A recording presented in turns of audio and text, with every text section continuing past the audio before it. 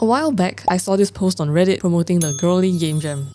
As someone raised on girly games, molded by it, I had no choice but to join.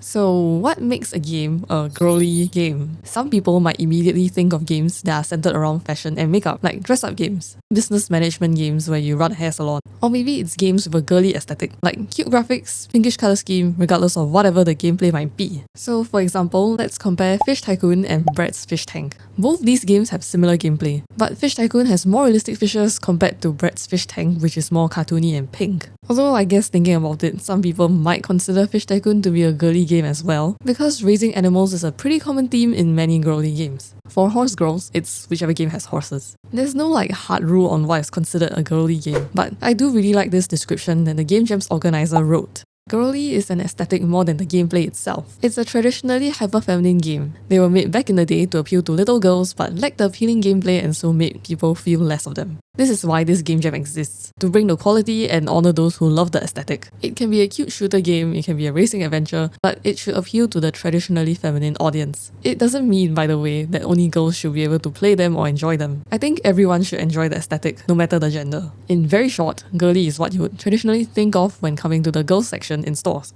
But again, everyone is welcome. Right now, this aesthetic just doesn't have another name. I already knew going into this game jam, I wanted to make a slacking game. I used to play these types of games a lot as a kid, specifically this one called Kill Time in Office. You have to complete a series of tasks which are mini-games secretly. Occasionally your boss will walk past your desk and you immediately need to stop whichever mini-game you are in the middle of. If not, you'll get caught and fired. Maybe it's because I'm now in my second year of a corporate office job, but this type of game becomes more and more relatable for me every passing day. The theme is going to be announced right before the game jam starts, so I'm just gonna roll with this slacking game idea and then change it to fit the theme. Before the jam started, the organizer gave some hints as to what the theme would be, and my guess was collection, which ended up being correct. So call me clairvoyant speaky cool. To make this slacking game idea fit the theme, I'm just gonna make this game even more self-indulgent by adding the element of oshikatsu. We gotta split the word into two parts. So oshi is your favorite. It could be your favorite anime character, idol, actor, or really any person. And katsu is activity, so something that you do to celebrate your favorite character. So you can buy and collect merch, DIY things to accompany the merch, displaying them in your room, or arranging them in an ita bag so you can bring them out to see the world.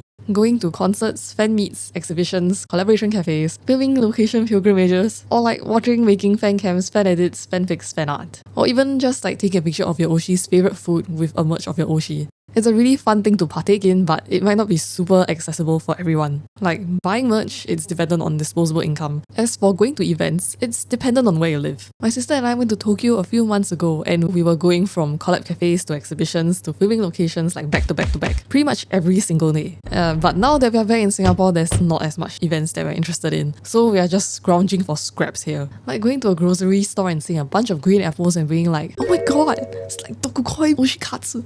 So I want the game to bring the oshikatsu experience to players regardless of their circumstance. Instead of a task being putting on a face mask, the protagonist's office worker will be opening packs and bidding on online auctions to collect merchandise. It's not that different from the slacking games it's inspired by, and in hindsight I probably could have done more to expand on the gameplay idea. The game jam ran from the 16th of August to the 27th of August, but I was only able to start working on the game on the 17th afternoon. My plan is to work on features from the 17th to 24th. Art from the 24th onwards, sound is just whatever time I have left over. The first thing I did was to plan out each minigame. So we have buying merch from a second-hand site, with a typing minigame to chat with the seller, bidding on an auction for some second-hand merch, probably a reaction time minigame where you wait till the last moment to snipe it, repeatedly clicking on the refresh button of the browser to check for rare merch, and when the boss comes past the desk, you need to alt-tab to switch to Excel and do work. So you need to finish your actual work to leave on time because you'll be going to a concert afterwards. And then maybe at the end, to celebrate, there's a dress-up minigame where you can decorate an ita bag with the merch they've gotten throughout the day. And then I thought about it for a while. I didn't want to create an Excel minigame because it doesn't have that much relevance to collecting something, so implementing that just seems like a waste of time.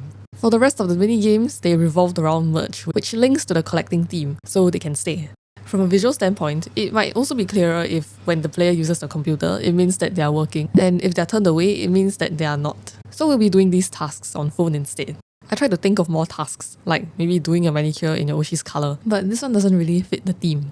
Opening blind packs to get Polaroids fits the collecting theme to a T, so I'm adding that in. A task where you use the shared office printer to print a picture to DIY an uchiwa sounded kind of funny, and technically you are collecting merch, like handmade, fan-made merch. Maybe we can decorate top loaders. It still counts as collecting, I guess, since you're like enhancing your merch. I'm probably gonna change my mind on these tasks later on. For now, I'm just gonna plan out how my screen will look. Here's the window for the task buttons, and also a window for the active tasks to be displayed. And it has to be out of the way from the boss's walking path so that the player can see when they should stop slacking. Now that that's done, I finally load up Godot and start implementing the blind pack minigame.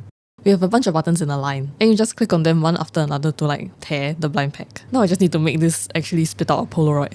Kind of early for this, but I'm going to make the animation where the Polaroid gets revealed. I think animations should only be done during like the polishing segment of a game jam, the last 20%, if you are solo dev, but I thought that the reveal of the Polaroid is really what makes the collecting feel come across, so it feels important to set the animation up right now.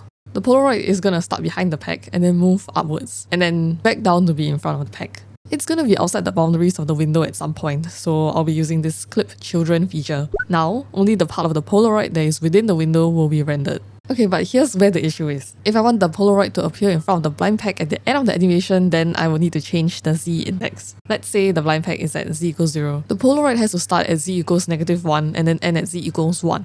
This just wasn't working with the clip children feature. Like, the Polaroid is still rendering outside the window. And based on my recording, I wasted about 40 minutes trying to figure out what was going on. And it's because the clip children feature only works if the children is at the same Z index. We need to use this show behind parent boolean here instead. So it's set to true at the start and then false at the end. Okay, so maybe setting up animations near the start of the game jam is actually a good thing in this case, so I don't have to deal with this type of issues towards the end of the game jam. I wanted the Polaroids to be randomized, so the player might need to get through duplicate Polaroids to collect the 3 different designs. But in the worst case scenario, they shouldn't have to open more than 10 packs. To achieve this, we start with a list containing the 3 different Polaroid designs. Then we generate 7 Polaroids and put them in the list. The design of each Polaroid is determined by a probability that I've set, and then we shuffle this list. With the worst possible luck, the list only contains 1 rare signed Polaroid, and it's been shuffled into the last position. Honestly, there's like not much point in doing this. I should have just hard set the order that the Polaroids will come out in because it's not something that players will notice. Most people only play game jam submissions once before moving on to the next, so I've just been wasting a lot of time. Because it is now the end of the 20th, which means I've spent like the last 4 days working on this one singular task. And I've allocated 8 days to work on programming, so I'm like screwed, I guess. But I press on, and on the next day I get to working on the typing minigame. This is supposed to be like a chat conversation, so it's a back and forth between the seller and buyer. And for the story, maybe the seller is also going to the same concert later, and you can meet up with them at the venue. I'm using one display text box to show what the player needs to type, and an active input text box on top, so the player can key in the text. I'm also using these GUI container things to handle the formatting automatically, so hopefully this looks like a chat system. Well, the next day my head was hurting a lot, so I went to sleep early and didn't work on the game. Thankfully, I feel way better after resting, and it's also a Saturday, so I needed to log the fuck in to make up for all the lost progress from yesterday. I started with some bug fixing for the tasks, and then I got some placeholders in to finalize where the things should go in the scene. I also got the boss walking spline set up, and also he gets angry if the player is lacking. It's now the 24th, which is the deadline that I've set to finish up the programming side of things. I started the day by listing out the tasks that I have left, and because I don't have that much time, I'm just gonna reduce this list to just 2. So for this first task, the player just needs to open a box containing the nui. By the way, nui is just short form for nuigurumi, as in plush toys. And then they'll put the nui in like a little costume. I've reused the buttons and some logic from the blind pack task to speed things up. I wanted the nui to look like a Mochi Mochi mascot or a Mochi Kororin and be barrel shaped. And the costume would look something like this. This is a Mari Torso costume that you can stuff the nui into, which is very cute. I tried sketching this out, so you click a button repeatedly to squeeze the nui into the costume, but like it doesn't look that great. So I'm just gonna make this nui human shaped. And you would need to drag the costume pieces over to the correct places. Now I'm just left with the final task, the auction sniping one. Luckily, this has like the least amount of setup. I just need to make a timer that counts down and then check if the player clicks on the button at the last second. I also added a timer to show how much time there is left to the end of the workday. And now the mechanics are like mostly done. I just needed to make the lose screen, either being fired for slacking or upset that you didn't finish all your tasks, as well as the win screen. But I'll be setting these up in tandem with the art later. I'm starting with what I feel is the most difficult sprite to do, which is the blind pack. Because I don't have that much time left, I don't plan on doing shading for all the sprites. But I still need to get like a foil texture. It needs to be shiny but also a little wrinkly, so this is the only sprite that I'll shade. I tried to use some brushes that blend together, but I think this will clash really heavily against the unshaded sprites, so I'm gonna change to just using hard brushes. These are the Polaroids. I didn't put eyes on them to save time, and I also just drew a random guy, but my sister saw it and was like, oh my god, is that Banjo Ruga or what? Probably because of the hair color and because it's blue, but no, it's not him. I moved on to the Nui box and also tried to envision how this Nui will look like when viewed from the top, which looks very awkward because it's just an oval, but at this time, I don't really care.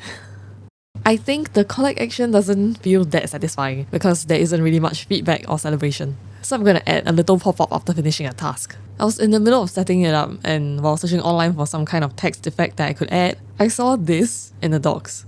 It adds a wave movement and animation without much effort, so I ended up shoving this text effect everywhere, which you'll see later. I put some more moving parts and sprites into the pop-up, and this is how it looks like at the end. It is now the 26th of August, and even though the game jam ends on the 27th, it ends at 3 AM. Realistically, I only have till the end of today to finish out the game, because I still have my IRL work tomorrow. I also used the half-day leave today, so I'm off work in the afternoon, which means I have maybe an extra 4 hours to work on my game. There's been one glaring issue that I've been ignoring the entire time. So there's this random window that keeps popping up on the top left during the typing task. Honestly, I don't know why I only started investigating into this bug on the last day, but it's happening because every time I click the button to open the chat page, I'm using propagate_call to set every single descendant of the chat page to be visible. Since these menus are descendants of the input box, it's just popping up every time. I think it's some Godot internal thing. I don't really know how to disable this, and I am running out of time, so I'm just hard-coding specific things to be set to visible like this. Again, not ideal, but whatever. Over here, I'm setting up the loose screens, using the same graphic but just with different words to save time. It is now 3:45 PM. There is about 8 hours till the 27th and still a lot of work to do. By this point, I've cut so many corners due to a lack of time. So of course I'm gonna spend 2 hours on the windscreen. I mean, I could have just put a screen saying, hey, you won and you got to the concert. But I feel like we need a proper celebration and a way to admire everything that you've collected. So I really went all out on this final screen. I'm theming this after Instagram stories so it can just be one really long animation so that I don't need to touch the code anymore and risk breaking something. I wanted to add a little prologue spiel at the front too, but since I spent all my time on the windscreen, I just crammed all the relevant info into the menu screen. So over here, I've made the title wiggle around back and forth a little, which is a small trick to make the game look more impressive than it actually is. At 6:50 PM, I started testing the web version export on itch, just in case there's any web-specific bugs. And this is because in my previous game jam, the main issue I had was not preloading graphics, which caused lag on the web version. So I was kind of worried something like that would happen again.